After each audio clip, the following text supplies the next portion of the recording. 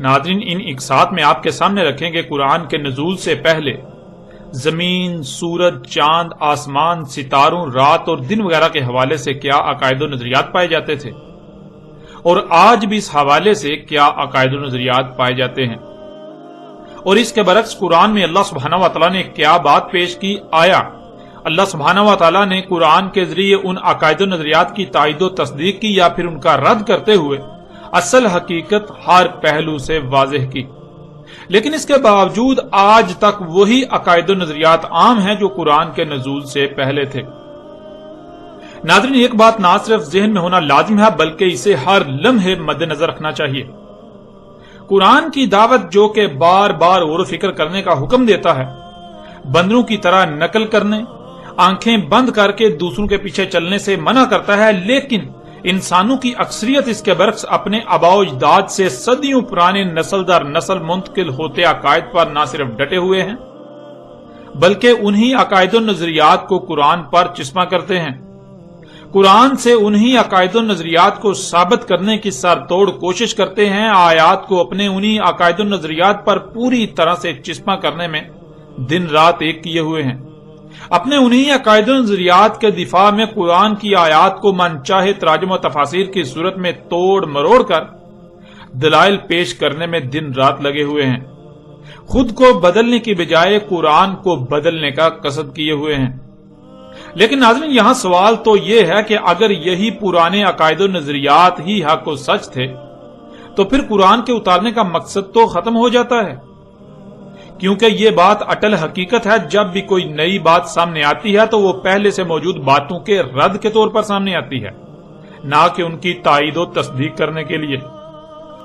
اگر تائید و تصدیق کرنے کے لیے آئے تو ایسی باتیں کرنے والے کا پہلے سے موجود باتوں، عقائد و نظریات وغیرہ سے کوئی تصادم نہ ہو، کوئی اختلاف نہ ہو، بلکہ الٹا ان کو تقویت فراہم کرے۔ لیکن آپ جانتے ہیں کہ قرآن پہلے سے موجود عقائد و نظریات کی تائید و تصدیق کرنے کے لیے نہیں اتارا گیا تھا، اور نہ ہی قرآن نے ان کی تائید و تصدیق کی، بلکہ قرآن کے اترنے سے پہلے جو عقائد و نظریات موجود تھے، قرآن کا ان سے بھرپور تصادم ہوا۔ قرآن تو ان سے متصادم ہے۔ اختلافات کی نوعیت اس قدر شدید تھی کہ جب تک محمد علیہ السلام دعوت دیتے رہے تو سامنے سے شدید ترین مخالفت کا سامنا رہا، یہاں تک کہ مخالفین اس آواز کو دبانے یا بند کرنے کی ہر طرح سے کوشش کرتے رہے، آخر تک محمد علیہ السلام کو قتل کرنے کی منصوبہ بندیاں کرتے رہے۔ اور ناظرین، قرآن سے ہی سوال کرتے ہیں کہ آیا قرآن پہلے سے موجودہ عقائد و نظریات کی تائید و تصدیق کرنے کے لیے اتارا گیا تھا، یا پھر ان کا رد کرنے اور حق واضح کرنے کے لیے قرآن کو اتارا گیا تھا؟ اس وقت سکرین پر آپ کو سورہ الجمعہ کی آیت نمبر 2 نظر آ رہی ہے، جس میں اللہ سبحانہ و تعالیٰ کہتے ہیں، وہی ہے ذات امیین میں بیعث کیا رسول انہی میں سے، تلاوہ کرتا ہے ان پر اس کی آیات کی اور ان کا تزکیہ کرتا ہے اور علم سکھاتا ہے انہیں الکتاب کا اور حکمت سکھاتا ہے، اگر تھے اس سے پہلے ہر لحاظ سے کھلم کھلا گمراہی میں۔ ناظرین، آیت کے آخری حصے میں اللہ سبحانہ وتعالی نے یہ بات بالکل کھول کر واضح کر دی کہ اگر تھے اس سے پہلے کھلم کھلا ہر لحاظ سے گمراہی میں، یعنی اگر وہ ہر لحاظ سے کھلم کھلا گمراہی میں نہ ہوتے تو اللہ سبحانہ وتعالی اپنا رسول بیعث نہ کرتا، اللہ اپنا رسول نہ بھیجتا، جس سے یہ بات کھل کر واضح ہو جاتی ہے کہ جب اللہ سبحانہ وتعالی نے اپنا رسول بیعث کیا، اپنا رسول کھڑا کیا، تب پوری دنیا ہر لحاظ سے کھلم کھلا گمراہی میں تھی۔ ان کے عقائد و نظریات جاہلانہ اور بے بنیاد اور محض ظن پر مبنی تھے، نہ کہ علم پر مبنی۔ اور قرآن میں جس موضوع کو بھی زیر بحث لایا گیا تو اس موضوع پر قرآن سے پہلے جو بھی عقائد و نظریات عام تھے سوائے گمراہی کے اور کچھ نہ تھے۔ اس طرح اس وقت آپ کو سکرین پر سورہ البقرہ کی آیت نمبر 213 نظر آ رہی ہے، جس میں اللہ سبحانہ و تعالیٰ کا قول ہے، تھے پوری دنیا کے انسان ایک ہی امت، یعنی پوری دنیا کے انسان جہالت پر قائم ایک ہی گروہ تھے، پس اللہ بیعث کرتا ہے نبیین بشارت دینے والوں کو، انسانوں کو ان کے اپنے ہی ہاتھوں سے کیے جانے والے مفسد اعمال کے رد عمل میں آنے والی تباہیوں سے متنبہ کرنے والوں کو، اور اتارتا ہے ان کے ساتھ الکتاب، حق کے ساتھ فیصلہ کرنے کے لیے انسانوں کے درمیان جس میں وہ اختلاف کر رہے تھے اس میں۔ اب ناظرین، اس آیت میں اللہ سبحانہ وتعالی نے یہ بات واضح کر دی کہ نبیین آ کر فیصلہ کر دیتے ہیں، حقیقت بالکل کھول کر سامنے لے آتے ہیں جن معاملات میں انسان آپس میں اختلافات کا شکار ہوتے ہیں۔ یعنی اللہ کے نبی ان معاملات کو زیر بحث لاتے ہیں جن معاملات پر انسان آپس میں اختلافات کا شکار ہوتے ہیں۔ یعنی انسان مختلف گروہوں فرقوں میں تقسیم ہوتے ہیں اور مختلف معاملات میں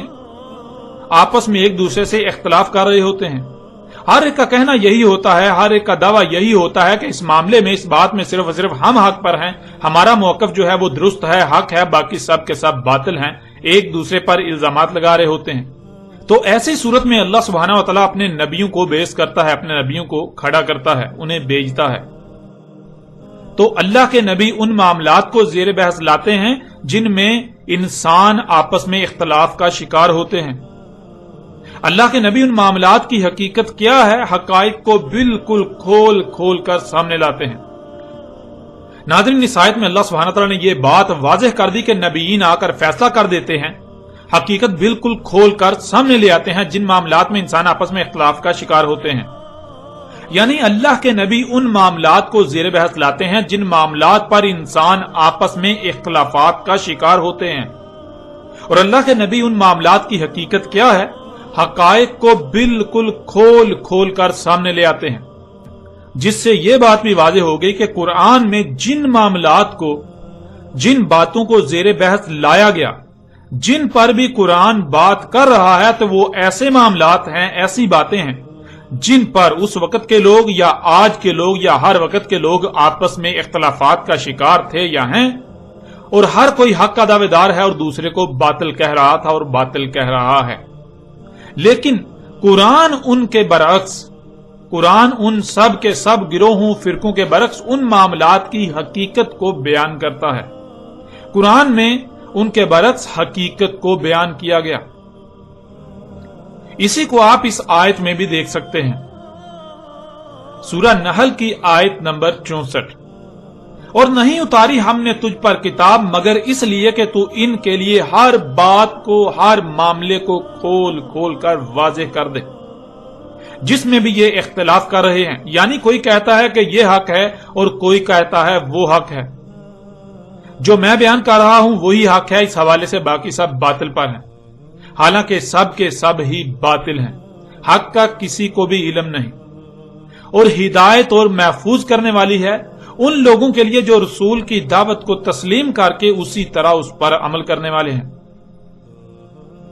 ناظرین، اس آیت میں اللہ سبحانہ تعالیٰ اپنے رسول کو مخاطب کر کے کہہ رہے ہیں کہ تجھ پر اگر الکتاب اتاری ہے تو اس کا مقصد یہی ہے کہ یہ لوگ جس میں بھی اختلاف کر رہے ہیں ہر لحاظ سے ان کے لیے کھول کھول کر واضح کر دے، حق ہر پہلو سے ان کے سامنے لے آ، جس سے یہ بات بالکل کھل کر واضح ہو گئی کہ رسول جس معاملے پر بھی لب کشائی کرتا ہے، جو بھی قرآن میں بیان کیا گیا، وہ دنیا والوں کے پہلے سے عہد شدہ عقائد و نظریات کی تائید و تصدیق کے لیے نہیں، بلکہ ان کے عقائد و نظریات کے رد میں ہے، اور ان کے باطل عقائد و نظریات کے برعکس قرآن میں حق بیان کیا گیا۔ اس طرح آپ سورہ نمل کی ان آیات میں بھی دیکھیں، سورہ نمل آیت نمبر 75 میں اللہ سبحانہ وتعالیٰ کہتے ہیں، اور نہیں غائب سے، یعنی جو انسانوں کو نظر نہیں آ رہا، جو ان سے چھپا ہوا ہے آسمانوں میں اور زمین میں، مگر ہر لحاظ سے کھلم کھلی، ہر پہلو سے واضح نظر آنے والی کتاب میں۔ پھر اس طرح اگلی آیت سورہ نمل کی آیت نمبر 76، اس میں اللہ سبحانہ تعالیٰ کا کہنا ہے کہ اس میں کچھ شک نہیں، یہ قرآن بیان کرتا ہے بنی اسرائیل پر بہت زیادہ وہ جس میں یہ اختلاف کر رہے ہیں۔ ناظرین، سورہ نمل کی آیت نمبر 75 میں آسمانوں اور زمین کو موضوع بحث بناتے ہوئے آسمانوں اور زمین کے حوالے سے بنی اسرائیل کے اکثر بڑی تعداد میں نظریات کا قرآن رد کر رہا ہے، اور اللہ سبحانہ و تعالیٰ کا کہنا ہے کہ اس قرآن میں، یہ قرآن جو اس وقت آپ کے سامنے ہے، جو محمد علیہ السلام پر اترا اس میں جو بیان کیا گیا ہے وہ بیان کیا گیا جس میں بنی اسرائیل اختلاف کا شکار تھے یا اختلاف کر رہے تھے. اور یہ بات واضح رہے، یہ بات کرنے سے پہلے خصوصی طور پر آسمانوں اور زمین کو موضوع بحث بنایا گیا. یعنی زمینوں آسمانوں میں جو کچھ بھی انسانوں سے پوشیدہ ہے، اس حوالے سے بنی اسرائیل کے جو عقائد و نظریات تھے وہ باطل تھے اور باطل ہیں. اس قرآن میں زمینوں آسمانوں کے حوالے سے جو بات بھی کی گئی وہ بنی اسرائیل کے عقائد و نظریات کے رد میں کی گئی اور ان کے عقائد و نظریات کے برعکس حق بیان کیا گیا، جسے یہ اپنی آنکھوں سے نہ دیکھ پانے کی وجہ سے اختلافات کا شکار تھے، اختلاف کر رہے تھے. یہ سمجھتے تھے کہ جو یہ اپنی آنکھوں سے دیکھ رہے ہیں وہی حق ہے. ناظرین، قرآن میں مزید بھی ایسی کئی آیات ہیں جن میں یہی بات بیان کی گئی، جن پر بات کرنے سے موضوع لمبا ہو جائے گا، اس لیے صرف انہی چند آیات پر اکتفا کرتے ہوئے آگے بڑھتے ہیں. ان آیات کی روشنی میں آپ پر یہ بات بالکل کھل کر واضح ہو چکی، آپ یہ بات بالکل واضح طور پر جان چکے کہ جب بھی کوئی رسول آتا ہے تو وہ صرف دو طرح کی باتوں کو زیر بحث لاتا ہے. ایک وہ جس حوالے سے انسان ہر لحاظ سے کھلم کھلا گمراہی میں ہوتے ہیں، جسے وہ حق سمجھ کر اس پر عمل کر رہے ہوتے ہیں، حالانکہ وہ حق نہیں بلکہ 100% جہالت پر مبنی باطل ہوتا ہے. اور دوسری ہر اس بات کو رسول زیر بحث لاتے ہیں جس کے بارے میں یا جس کے حوالے سے انسان اختلاف کا شکار ہوتے ہیں. انسان فرقوں میں تقسیم ہوتے ہیں اور ہر فرقہ اس موضوع پر اپنے نقطہ نظر، اپنے عقید و نظریے کو حق کہتا ہے اور دوسروں کو غلط اور باطل کہہ رہا ہوتا ہے، حالانکہ حقیقت یہ ہوتی ہے کہ سب کے سب باطل پر ہوتے ہیں. اس کے علاوہ تیسری کوئی ایسی بات نہیں ہے جسے رسول زیر بحث لاتے ہوں، یعنی کہ پہلے سے موجود عقائد و نظریات کی تائید و تحقیق میں وہ کوئی بات نہیں کرتے، کیونکہ اللہ سبحانہ تعالیٰ نے یہ بات بالکل واضح کر دی، یہ کھول کر واضح کر دیا کہ جب بھی رسول بھیجا جاتا ہے تو اس وقت انسان ہر لحاظ سے کھلم کھلا 100% ہی گمراہی میں ہوتے ہیں، حق کا کسی کو علم ہی نہیں ہوتا. اس لیے اب اگر قرآن میں کسی بھی موضوع کو زیر بحث لایا گیا، کسی بھی موضوع پر بات کی گئی ہے، تو اس کی دو ہی صورتیں ہیں. پہلی صورت یہ کہ انسان اس حوالے سے ہر لحاظ سے، ہر پہلو سے کھلم کھلا گمراہی میں ہے، یوں قرآن ان پر حق واضح کر رہا ہے. اور دوسری صورت یہ ہے کہ انسان اس میں اختلاف کا شکار ہے، یوں قرآن ان پر حق واضح کر رہا ہے. اب ناظرین، یہ بات جان لیں کہ قرآن کے نزول سے قبل زمین و آسمانوں کے حوالے سے نہ صرف بنی اسرائیل یعنی یہود و نصارہ، بلکہ ملت ابراہیم کے دعوے دار، اسماعیل علیہ السلام کی امت ہونے کے دعوے دار مشرکین مکہ و عرب سب کا متفقہ طور پر یہ عقیدہ تھا کہ زمین روٹی کی طرح چپٹی اور ساکت ہے. اس کے وسط میں خشکی ہے جس پر انسان آباد ہیں، خشکی کے اطراف میں سمندر اور سمندر کے اطراف میں زمین کے کناروں پر پہاڑوں کی باڑ ہے جو کہ آسمانوں کے لیے ستون کا کام کرتی ہے. آسمان گنبد یعنی الٹے پیالے کی مانند پہاڑوں کے ان ستونوں پر ٹکا ہوا ہے، یعنی آسمان کے کنارے زمین کے کناروں پر پہاڑوں کے اوپر ٹکے ہوئے ہیں. سورج اور چاند سمیت تمام کے تمام ستارے اور سیارے زمین کے گرد گھوم رہے ہیں. عین سر پر آسمانوں میں اللہ کا عرش یعنی تخت ہے جس پر بیٹھا اللہ نظام چلا رہا ہے. سورج کا ایک مخصوص مقام طلوع ہے، جب طلوع ہوتا ہے تو ایک ہی وقت میں پوری دنیا کے انسانوں پر طلوع ہوتا ہے. پوری دنیا کے انسان اسے طلوع ہوتا دیکھ رہے ہوتے ہیں، اور اسی طرح ایک ہی مخصوص مقام غروب ہے. ایک ہی وقت میں پوری دنیا کے لوگوں پر غروب ہو جاتا ہے. رات بھر سورج چھپا رہتا ہے، وہ رات کو اللہ کے عرش کے عین نیچے جا کر سجدہ کرتا ہے، پھر صبح مشرق سے اسی طرح طلوع ہوتا ہے. سورج مشرق سے مغرب کی طرف سفر کرتا ہے. اس کے علاوہ ان کا یہ بھی عقیدہ تھا کہ چاند بھی سورج کی طرح روشن ہے، یعنی چاند سیارہ نہیں بلکہ ستارہ ہے، روشنی چاند کی اپنی ہے. ناظرین، یہ نظریہ، یہ عقیدہ اس وقت نہ صرف بنی اسرائیل جو کہ یہود و نصارہ تھے ان کا تھا، بلکہ مشرکین عرب کا بھی یہی عقیدہ تھا. سب کے سب میں یہ نظریہ مذہبی عقیدے کی حیثیت رکھتا تھا، اور اس عقیدے کے خلاف وہ ایک لفظ بھی سننے کو تیار نہ تھے. اس عقیدے کے خلاف ایک لفظ بھی وہ اپنے مذہب کے خلاف اعلان جنگ تصور کرتے، بالکل ایسے ہی جیسے آج اگر کوئی نئی بات سامنے آئے جو پہلے سے موجود عقائد و نظریات کے خلاف ہو تو اسے اسلام کے خلاف سازش و نظریاتی جنگ قرار دیا جاتا ہے۔ ناظرین، اس عقیدے کے خلاف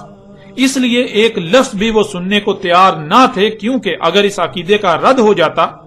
تو پھر خود بخود ان کے اس عقیدے کا بھی رد ہو جاتا کہ اللہ آسمانوں کے اوپر عرش نامی ایک تخت پر بیٹھا سارا نظام چلا رہا ہے۔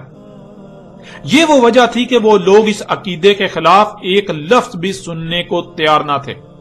اور اس عقیدے کے خلاف کوئی لفظ اپنے دین و مذہب کے خلاف اعلان جنگ تصور کرتے تھے۔ اگر ان کے سامنے کوئی یہ اقرار کرتا یا یہ بات کرتا، یہ کہتا کہ اللہ آسمانوں میں عرش کے اوپر نہیں ہے، یعنی آسمانوں میں کوئی تخت پڑا ہوا ہے اور اس کے اوپر اللہ بیٹھا ہوا ہے، ایسی حقیقت نہیں ہے، تو وہ لوگ اسے قتل کر دیتے۔ اور ناظرین، آپ یہ بات جان کر حیران ہوں گے کہ آج بھی مذہبی طبقے کی اکثریت اسی عقیدے کی حامل ہے، یہی عقیدہ رکھتی ہے، یعنی وہی عقیدہ رکھتی ہے جو اس وقت بنی اسرائیل، یہود و نصارہ اور مشرکین عرب کا تھا۔ بریلوی فرقے کے بانی و امام احمد رضا خان بریلی نے تو اس عقیدے کے دفاع میں قرآن کی درجنوں آیات کو بھرپور طریقے سے توڑ مروڑ کر اور حق کو چھپا کر اپنی طرف سے درجنوں دلائل دیے، اس عقیدے کو قرآن کا عقیدہ قرار دیا، اس عقیدے کو محمد علیہ السلام کا عقیدہ قرار دیا۔ جو اس عقیدے کے برعکس نظریہ رکھیں، اس عقیدے کے برعکس کوئی نظریہ رکھیں، کچھ سوچیں بھی، تو احمد رضا خان بریلی کے نزدیک وہ مومن و مسلم نہیں بلکہ وہ مرتد، وہ کافر و مشرک ہیں۔ اس کے علاوہ بھی بریلوی ہوں، دیوبندی ہوں یا اہل حدیث ہوں، مالکی ہوں، حنفی ہوں، حنبلی ہوں، شافعی ہوں، یا ان میں مزید مسلک کے نام پر فرقہ در فرقہ جتنے بھی فرقے ہیں، تمام کے تمام فرقوں کے علماء نامی طبقے کا بھی یہی عقیدہ ہے، یعنی وہی عقیدہ جو قرآن کے نزول سے پہلے مشرکین عرب کا تھا، جو قرآن کے نزول سے پہلے بنی اسرائیل، یہود و نصارہ کا تھا۔ اور ناظرین، عوام کی اکثریت جو اسکولوں، کالجوں اور یونیورسٹیوں وغیرہ سے تعلیم یافتہ ہے، اس عقیدے کے برعکس زمین کو گول تسلیم کرتی ہے، سورج کے زمین کے گرد گھومنے کی بجائے زمین کے گھومنے سے دن اور رات کے آنے جانے کو تسلیم کرتی ہے۔ لیکن عوام کی اکثریت کو اس کا علم ہی نہیں کہ ان کے علماء نامی طبقے کا ان کے برعکس یہود و نصارہ اور مشرکین عرب والا ہی عقیدہ ہے، اور جو اس عقیدے کے خلاف بات کرے اسے ماننا تو دور کی بات، وہ ان کی نظر میں مرتد، کافر و مشرک ہے، یہاں تک کہ وہ واجب القتل ہے۔ اور ناظرین، آپ یہ بات جان کر حیران ہوں گے کہ اہل حدیث و سلفی مکتبہ فکر کی اہم اور بڑی قدور شخصیت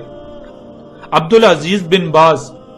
جو 1993 سے لے کے 1999 تک سعودی عرب کے سرکاری مفتی اعظم بھی رہے، ان کا باقاعدہ فتویٰ موجود ہے کہ جو زمین کو ساقط تسلیم نہ کرے اور سورج کو زمین کے گرد گھومتا تسلیم نہ کرے وہ کافر ہے، وہ مرتد ہے، یہاں تک کہ اس کا قتل جائز قرار دیا۔ یعنی اگر کوئی ایسا شخص جو خود کو مسلمان کہلواتا ہے اور وہ یہ بات تسلیم کر لیتا ہے کہ زمین ساقط نہیں ہے بلکہ حرکت کر رہی ہے، اور سورج کے زمین کے گرد گھومنے جس سے دن رات ہو رہا ہے اس بات کا انکار کرتا ہے، تو وہ مرتد ہے، اسے قتل کرنا جائز ہے۔ ناظرین، یہاں ایک چھوٹا سا سوال یہ پیدا ہوتا ہے کہ اگر علماء نامی طبقے کی اکثریت کا بھی وہی عقیدہ ہے جو مشرکین عرب سمیت یہود و نصارہ کا تھا، تو پھر علماء نامی طبقہ اس پر بات کیوں نہیں کرتا؟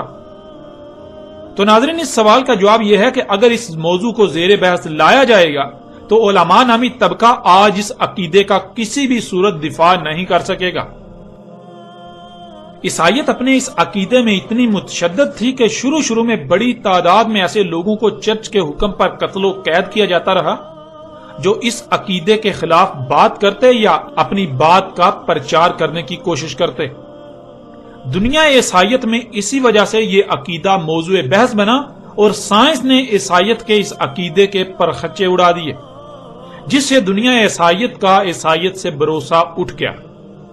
آج اہل مشرق یورپ و مغرب کو عیسائی سمجھتے ہیں اور کہتے ہیں، لیکن مغربی دنیا کو اس بات کا علم ہی نہیں کہ عیسائیت کس چڑیا کا نام ہے۔ سائنس نے عیسائیت کی جڑ ہی کاٹ کر رکھ دی۔ اور یہی وجہ ہے جس وجہ سے خود کو مسلمان کہلوانے والے اس کو موضوع بحث نہیں بناتے. اس کو زیر بحث لا کر حق پہچاننے کی بجائے اس موضوع پر بالکل بات نہیں کی جاتی، کیونکہ انہیں خوف ہے، انہیں یہ ڈر ہے کہ آج پوری دنیا اپنی آنکھوں سے حق کو دیکھ رہی ہے. اگر اسے موضوع بحث بنایا جائے گا، زیر بحث لایا جائے گا، تو یہ اپنے صدیوں سے نسل در نسل منتقل ہونے والے عقیدے کا دفاع نہیں کر سکیں گے. یوں اس کا نقصان یہ ہوگا کہ جو آج تک سورج کے مغرب سے طلوع ہونے کا مطلب یہ کہ سورج الٹا گھومنا شروع کر دے گا، اس عقیدے کی بھی بنیاد ختم ہو جائے گی. لوگ اس پر بھی سوالات اٹھانا شروع کر دیں گے، جس کا جواب علماء آدمی طبقے کے پاس نہیں. لہٰذا انہوں نے اسی میں عافیت سمجھی کہ اس موضوع کو زیر بحث لانے کے بجائے اسے دبا دیا جائے، اسے زیر بحث لایا ہی نہ جائے اور نہ ہی ان کے باقی جھوٹ فاش ہوں. یوں اکثریت اندھوں کی طرح ان کے پیچھے چلتی رہے. اب ناظرین یہ بات جان لیں کہ اگر تو یہ عقیدہ و نظریہ سچا تھا تو قرآن کو اس حوالے سے بالکل خاموش رہنا چاہیے تھا، اور خاموش رہنا چاہیے، کیونکہ جس موضوع پر بھی قرآن بات کرے تو اس کا مطلب ہے کہ اگر پہلے اس موضوع کے حوالے سے کوئی نظریات و عقائد یا رائے پائی جاتی ہے تو وہ بالکل بے بنیاد، باطل اور غلط ہے. اس کے برعکس قرآن حق بیان کر رہا ہے. اس لیے اگر تو قرآن سورج، چاند، زمین، طلوع غروب، دن اور رات وغیرہ کے حوالے سے خاموش ہے تو اس کا مطلب یہودا نصارہ ہوں یا مشرکین عرب یا پھر اس عقیدے کے حامل خود کو مسلمان کہلوانے والے، سب کے سب اپنے اس عقیدے میں سچے تھے اور سچے ہیں. لیکن اگر قرآن ان موضوعات پر بات کرتا ہے تو اس کا مطلب کہ ان کے عقائد بے بنیاد اور باطل ہیں، اور قرآن ان کے باطل عقائد کی نفی کرتے ہوئے حق سامنے لا رہا ہے. جیسے ہی ہم آگے بڑھیں گے تو آپ پر واضح ہو جائے گا کہ قرآن میں اللہ سبحانہ و تعالیٰ نے اس عقیدے کا نہ صرف ہر پہلو سے رد کیا بلکہ اس کے برعکس حق بیان کیا. اور پھر حق سامنے آ جانے کے باوجود بھی جو حق کو تسلیم کرنے کے بجائے حق سے اختلاف ہی کرتے ہیں تو اس پر بھی قرآن نے کھول کھول کر بات کی. اس وقت سکرین پر آپ کو سورہ بقرہ کی آیت نمبر 213 کا اگلا حصہ نظر آ رہا ہے، جس میں اللہ سبحانہ وتعالیٰ کا کہنا ہے، اور جو اختلاف کیا اس میں، یعنی جو حق ہر لحاظ سے کھول کھول کر بالکل واضح کر دیا گیا، واضح کر دیے جانے کے باوجود اسے تسلیم کر لینے کے بجائے اس میں اختلاف ہی کیا، مگر ان لوگوں نے جو انسانوں کو بشارت دینے اور متنبہ کرنے کی ذمہ داری اٹھائے ہوئے ہیں، یعنی وہ لوگ جنہیں علماء کے نام پر انبیاء کا وارث کہا جاتا ہے، اس کے بعد اختلاف کر رہے ہیں کہ ان کے پاس حق ہر لحاظ سے کھل کھل کر آ چکا، حق ہر پہلو سے واضح ہو چکا. حق ہر لحاظ سے کھل کر ہر پہلو سے واضح ہو جانے کے بعد ایک دوسرے سے ضد، حسد اور بغض کی وجہ سے اختلاف کیا. پھر دیکھیں ان پر حق ہر لحاظ سے کھل جانے کے باوجود نہ ماننے پر اللہ سبحانہ و تعالیٰ نے کیا کہا. سورہ فصلت کی آیت 53 میں اللہ سبحانہ و تعالیٰ کا کہنا ہے، ان قریب ہم انہیں دکھائیں گے ہماری آیات آفاق میں، یعنی ان مقامات میں جو آج ان کے لیے ناقابل رسائی مقامات ہیں، جہاں آج ان کی پہنچ ممکن نہیں، اور ان کی اپنی ذات میں، یہاں تک کہ خود ہی ان کے لیے بالکل کھل کر ہر لحاظ سے ہر پہلو سے واضح ہو جائے گا. اس میں کچھ شک نہیں وہ حق ہے، اس میں کچھ شک نہیں وہ سچا ہے. قرآن کے نزول کے وقت اللہ سبحانہ تعالیٰ نے کہا تھا کہ تم حق ہر لحاظ سے کھل جانے کے باوجود بھی حق سے اختلاف ہی کر رہے ہو، ان باتوں کو نہیں مان رہے. لیکن جان لو ان قریب ایک وقت آئے گا جب تمہاری رسائی ان مقامات تک ہوگی جہاں آج تمہاری رسائی نہیں ہے، جو مقامات آج تمہارے لیے ناقابل رسائی ہیں. جب وہ وقت آئے گا تو تمہیں ان موجودہ ناقابل رسائی مقامات میں اور خود تمہاری اپنی ہی ذات میں آیات دکھائی جائیں گی. تب تم مانو گے، تب تم خود ہی کہو گے کہ وہ حق ہے، وہ سچا ہے. یعنی آج جو تم نہیں مان رہے، لیکن جب تم یہ سب اپنی آنکھوں سے دیکھ لو گے تب تم خود اسی کو حق کہو گے جو آج ہم کہہ رہے ہیں. جو زمینوں آسمانوں اور جو کچھ بھی ان میں ہے ان کے حوالے سے قرآن میں بیان کر دیا گیا. ناظرین، کیا وہ وقت آ چکا یا نہیں جب اللہ نے آفاق میں اپنی آیات دکھانی تھی اور خود ان کی اپنی ذات میں تو اس پر بھی آگے چل کر بات ہوگی۔ ناظرین، آگے بڑھنے سے پہلے یہ بات بھی یاد رکھیں کہ اس عقیدے کے حامل لوگ آج تک ایسا کرتے آ رہے ہیں کہ یہ قرآن میں اس موضوع سے متعلق آنے والی آیات کو اپنے اسی آباء و اجداد سے منتقل ہونے والے عقیدے کو سچا ثابت کرنے کے لیے تراجم و تفاسیر کی صورت میں توڑ مروڑ کر اس پر چسپاں کرتے ہیں۔ آپ غور کریں، اگر قرآن میں جتنی بھی ایسی آیات ہیں جن سے یہ لوگ اپنے نظریے کو سچا ثابت کرنے کی کوشش کرتے ہیں اور کہتے ہیں کہ دیکھو قرآن میں بھی زمین کو ساقط کہا جا رہا ہے، تو سوال یہ پیدا ہوتا ہے کہ اس وقت کے تمام مشرکین عرب و یہود و نصارہ کو تو خوشی سے اچھلنا چاہیے تھا کہ قرآن ان کے اتنے اہم اور بنیادی عقیدے کی تائید و تصدیق کر رہا ہے، لیکن کیا ایسا ہوا؟ ناظرین، اس وقت تو اس کے بالکل برعکس ہوا۔ انہوں نے قرآن کو اپنے پہلے سے عہد شدہ عقائد و نظریات کے خلاف جنگ قرار دیا، اور آج وہی مشرکین قرآن کو ہی اپنے انہی عقائد و نظریات کے دفاع میں توڑ مروڑ کر پیش کرنے کی پوری کوشش میں لگے ہوئے ہیں۔ ناظرین، قرآن کے نزول کے وقت بھی جن لوگوں کو پتا چلا، جن کے علم میں یہ بات آئی کہ قرآن ان سے اختلاف کر رہا ہے، تو انہوں نے اپنی طرف سے قرآن کے خلاف اور اپنے اس عقیدے کے حق میں، اپنے ان نظریات کے حق میں طرح طرح کے دلائل دینے کی بھرپور کوشش کی، لیکن نتیجے میں انہیں ذلت و رسوائی کا سامنا کرنا پڑا۔ بالکل ایسے ہی اللہ کو علم تھا کہ آئندہ بھی جب یہ موضوع زیر بحث لایا جائے گا تو حق کے مقابلے میں باطل اپنے حق میں دلائل دینے کی بھرپور کوشش کرے گا، حق سے اختلاف کرے گا۔ اس لیے اللہ سبحانہ و تعالیٰ نے ان کے آئندہ کیے جانے والے اعتراض کے جوابات بھی کھول کھول کر دے دیے۔ یہ بات تو بالکل واضح ہو چکی، جس کا انکار کسی کے لیے بھی ممکن نہیں ہے کہ قرآن پہلے سے موجود عقائد و نظریات کی تائید و تصدیق کرنے کے لیے نہیں اتارا گیا، بلکہ قرآن کی ضرورت تب ہی پیش آئی جب سب کچھ حق کے برعکس ہو رہا تھا۔ اس لیے قرآن ایسے کسی نظریے و عقیدے کی تائید نہیں کرتا، بلکہ الٹا اس کے پرخچے اڑاتا ہے۔ قرآن نے زمین، سورج، چاند، دن اور رات کے آنے جانے سمیت تمام کے تمام سیاروں و ستاروں کے حوالے سے جو بات بھی کی، وہ اس وقت کے عقائد و نظریات کے نہ صرف کھلم کھلا خلاف تھی، بلکہ ان کے خلاف کھلم کھلا اعلان جنگ تھا۔ اور قرآن نے یہ کہا تھا کہ آج تو تم نہیں مان رہے، آج تم ان باتوں کو نہیں مان رہے، لیکن تب تم مانو گے اور جان لو گے کہ یہ حق ہے جب تمہیں ان مقامات میں ہم اپنی آیات دکھائیں گے جو آج تمہارے لیے ناقابل رسائی مقامات ہیں، تمہاری اپنی ہی ذات میں تمہیں اپنی آیات دکھائیں گے۔ اب ناظرین، آتے ہیں اس عقیدے کی حقیقت کی طرف، اور حق ہر لحاظ سے کھول کھول کر آپ کے سامنے رکھتے ہیں۔ ایک طرف مشرکین عرب و یہود و نصارہ سمیت خود کو مسلمان کہلوانے والے اس بارے میں کیا کہتے ہیں، ان کا کیا عقیدہ ہے، اس کو رکھتے ہیں، ان کے نظریات کو رکھتے ہیں، اور دوسری طرف اللہ سبحانہ و تعالیٰ نے اس کے برعکس کیا کہا اس کو آپ کے سامنے رکھتے ہیں۔ ناظرین، ان کے اس عقیدے کے مطابق ان کا کہنا ہے کہ زمین روٹی کی طرح چپٹی ہے جیسے پلیٹ ہوتی ہے، اس کے وسط میں خشکی ہے، خشکی کے گرد سمندر، اور سمندر کے گرد زمین کے کناروں پر پہاڑوں کی باڑ ہے جس پر آسمان گنبد کی طرح ٹکے ہوئے ہیں۔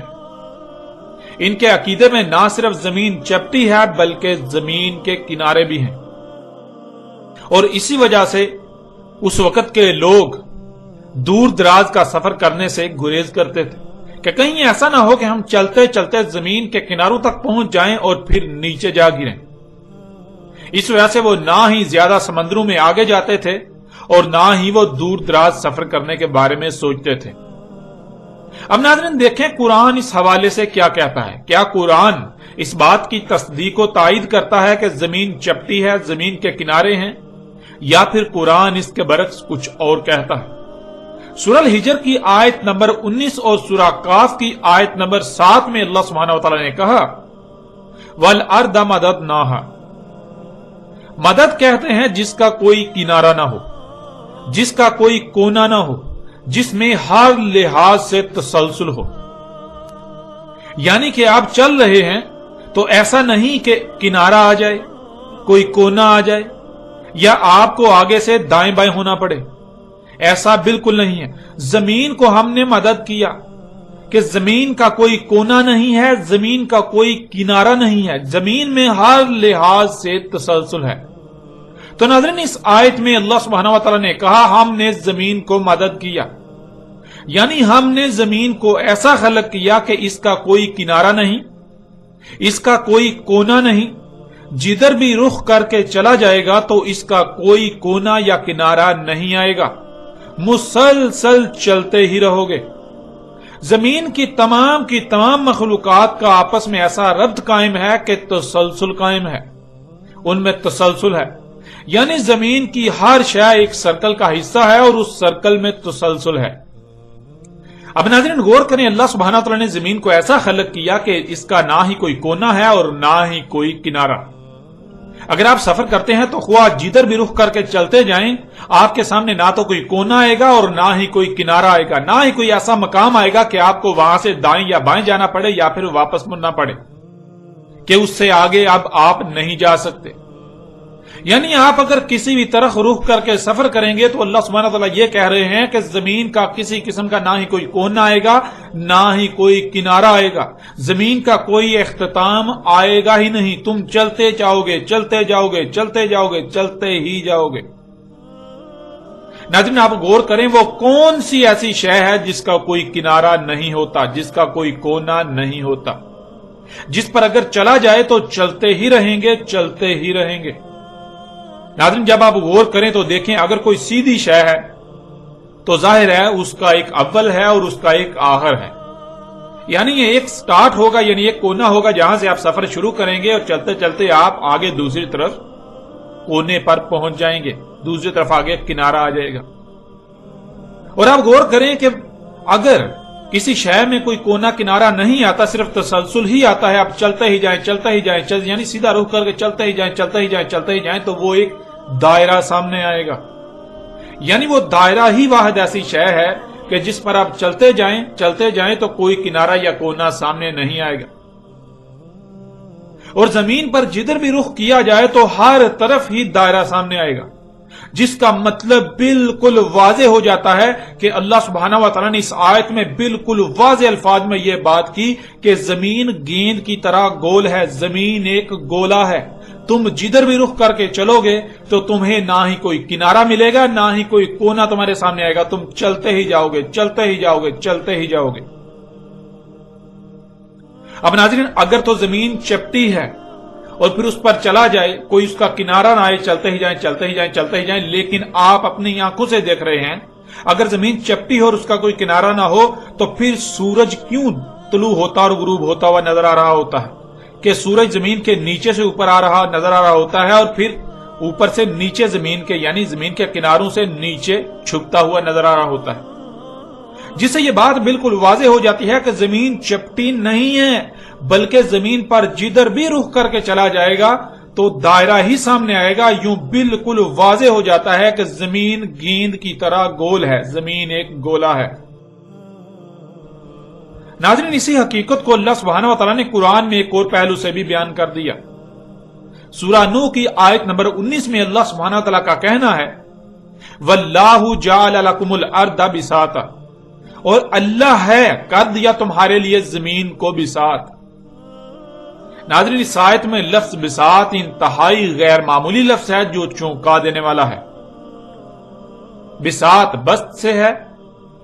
اور یہ لفظ انتہائی وسعت کا حامل ہے، جس کے معنی ہے ایسی شے جو ہو تو گیند کی طرح گول لیکن نظر آنے میں اور رہنے میں چپٹی ہو، یعنی اس میں خصوصیات چپٹی شے کسی ہوں۔ مثلا جیسے گیند کی طرح گول شے پر کوئی شے ٹھہر نہیں سکتی، وہ نیچے سرک جاتی ہے، نیچے سے اوپر آنے میں انتہائی قوت کا استعمال کرنا پڑتا ہے، اوپر سے نیچے جانے میں انسان خود بخود یا شے خود بخود سرکتی ہوئی نیچے گر جاتی ہے،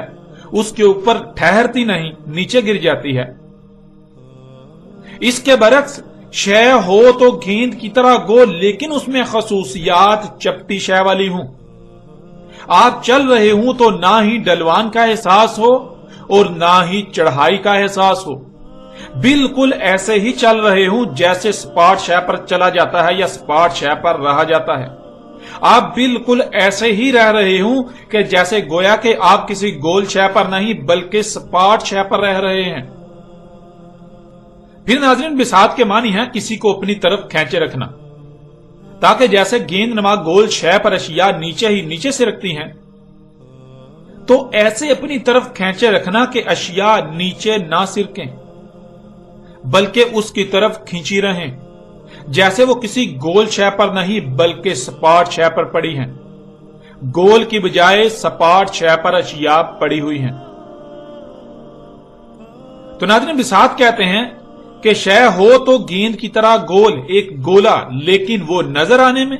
اور خصوصیات میں وہ ایسی ہو جیسے کہ کوئی سپاٹ شے ہوتی ہے. ہو تو وہ گیند کی طرح گول، لیکن وہ ایسی نظر آئے کہ جیسے وہ گیند کی طرح نہیں بلکہ سپاٹ ہے، اس کے گیند نما ہونے کا ذرا برابر بھی احساس تک نہ ہو. اس آیت میں اللہ سبحانہ تعالیٰ نے دو ٹوک الفاظ میں انسانوں کو مخاطب کرتے ہوئے کہا کہ زمین گیند کی طرح گول ہونے کے باوجود تمہارے لیے ایسی بنا دی کہ تمہیں رائی برابر بھی اس بات کا احساس نہ ہو کہ زمین گیند کی طرح گول ہے، بلکہ تمہیں ہر لحاظ سے ایسی ہی نظر آتی ہے اور احساس ہوتا ہے کہ وہ چپٹی ہے. تمہیں یہ احساس ہی نہیں ہوتا کہ تم کسی گیند نما گول شے پر رہ رہے ہو، تم کسی گولے پر رہ رہے ہو، جس سے تمہیں یہ خوف ہو کہ آگے جانے سے کہیں تم سرک کر زمین سے نیچے گر جاؤ گے، بلکہ تمہیں ایسا لگتا ہے کہ تم بالکل سپاٹ شے پر رہ رہے ہو. یوں تمہیں نہ نیچے گرنے کا کوئی خوف ہے نہ ہی ادھر ادھر سرکنے کا کوئی خوف. زمین ہے تو گیند کی طرح گول، لیکن اس کو تمہارے لیے ایسا بنایا کہ جیسے وہ گول نہیں بلکہ سپاٹ ہے. ایسے بنایا کہ جیسے تم گول گیند نما زمین پر نہیں بلکہ سپاٹ زمین پر رہ رہے ہو. ناظرین یہ آیت بھی دہلا کر رکھ دینے والی آیت ہے. اس آیت میں اللہ سبحانہ وتعالی نے ایک عظیم راز سے پردہ اٹھایا. اس وقت پردہ اٹھایا جب کوئی تصور بھی نہیں کر سکتا تھا. یوں ناظرین اللہ سبحانہ وتعالی نے قرآن میں نہ صرف ان کی اس بات کا رد کیا کہ زمین چپٹی ہے، ان کے اس عقیدے کا رد کیا کہ زمین چپٹی ہے، بلکہ اس بات کا بھی رد کر دیا کہ زمین کے کنارے ہیں، زمین کے کوئی کونے ہیں، اور بالکل دو ٹوک الفاظ میں بیان کرتے ہوئے ان رازوں سے پردہ اٹھا دیا. اور آپ یہ حقیقت آج اپنی آنکھوں سے دیکھ سکتے ہیں، لیکن آپ اس بات پر غور کریں کہ آج تک مذہبی طبقے نے قرآن کی ان آیات کو چھپائے رکھا. کیا یہ سوال پیدا نہیں ہوتا کہ انہوں نے حق کو چھپا کر اپنے باطل نظریات کو قرآن پر ترجیح کیوں دی؟ اور پھر آج تک یہی کرتے چلے آ رہے ہیں، آج بھی یہی کر رہے ہیں. ناظرین یہ غیر معمولی حقائق جو پوری دنیا کے انسانوں کو چونکا دینے والے ہیں کہ 14 صدیاں قبل عرب کے صحرا میں نمودار ہونے والا قرآن، اس قرآن میں اس وقت یہ غیر معمولی اور دہلا دینے والے حقائق کون بیان کر سکتا ہے؟ اس وقت نہ تو سائنسی ترقی کا کوئی نام و نشان تھا اور نہ ہی عرب طبقہ علم رکھتا تھا، بلکہ دنیا میں جہالت میں سب سے بڑھ کر عرب قوم تھی. پوری دنیا میں ایک عقیدہ بہت سختی سے عام تھا، اس کے خلاف سوچنا ہی بہت بڑا چیلنج تھا. تو ایسا کیسے ہو گیا؟ یہ دہلا کر رکھ دینے والے حقائق اس وقت اس قرآن میں کہاں سے آ گئے؟ آخر کس نے بیان کیے؟ جو بیان کرنے والا ہے وہ کون ہو سکتا ہے؟ اس وقت قرآن میں یہ غیر معمولی حقائق کہاں سے آ سکتے ہیں؟ ناظرین بجائے یہ کہ قرآن کے ان حقائق کو سامنے لا کر دنیا میں قرآن کی غیر معمولی اہمیت و حیثیت کو منوایا جاتا اور پوری دنیا کے انسان دنیا و آخرت میں فلاح کا سودا کرتے، فرقہ در فرقہ تقسیم ہونے سے بچ جاتے، ایک دوسرے کی گردنیں کاٹنے سے بچ جاتے، بلکہ الٹا ان ملاؤں نے، اس مذہبی طبقے نے نہ صرف ان غیر معمولی حقائق کو چھپا کر اللہ کے ساتھ دشمنی کی، انسانیت کو گمراہ کیا، بلکہ قرآن کو باقی مذاہب کی طرح مذہب کے نام پر ایک مخصوص طبقے کی کتاب بنا کر رکھ دیا. وہ قرآن جو پوری انسانیت کی رہنمائی کے لیے اتارا گیا اسے یرغمال بنا لیا گیا، اور پوری دنیا کے انسان یہی سمجھتے ہیں کہ یہ قرآن تو مسلمان نامی دائرے میں بند لوگوں کی مذہبی کتاب ہے. جس سے دوسروں کا کوئی لینا دینا نہیں ہے۔ علماء کے لبادے میں جو حالات نے آج تک یہی کوشش کی کہ لوگ ان کے محتاج رہیں، اور اسی بات کو اپنا مقصد بناتے ہوئے انہوں نے دن رات لوگوں پر محنت کی کہ لوگ خود سے غور و فکر نہ کریں، لوگ خود سے سوچ و بچار نہ کریں، وہ اندھوں کی طرح ان کے پیچھے چلتے رہیں، اور نہ ہی ان کا دجل لوگوں پر چاک ہو۔ ظاہر ہے جب لوگ غور و فکر نہیں کریں گے، لوگ اپنی عقلوں کا استعمال نہیں کریں گے، بندروں ہی کی طرح اندھوں کی طرح ان کے پیچھے چلیں گے، تو ظاہر ہے ان کے دجل کیسے چاک ہوں گے؟ اور اگر لوگ غور و فکر کریں گے تو پھر ان ملاؤں کا دجل بھی چاک ہو جائے گا، ان انسانیت کے دشمنوں کا دجل کھل کر انسانوں پر واضح ہو جائے گا۔ یوں ناظرین، اس مذہبی طبقے نے، ان ملاؤں نے، خواہ وہ یہودی ربی ہوں، خواہ وہ لاما ہوں، خواہ وہ عیسائی راہب ہوں، عیسائی پادری ہوں،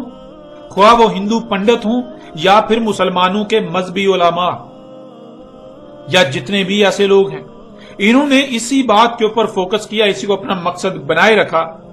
کہ خود سے غور و فکر نہیں کرنا، اپنی عقل کا استعمال نہیں کرنا، غور و فکر نہیں کرنا۔ حالانکہ قرآن بار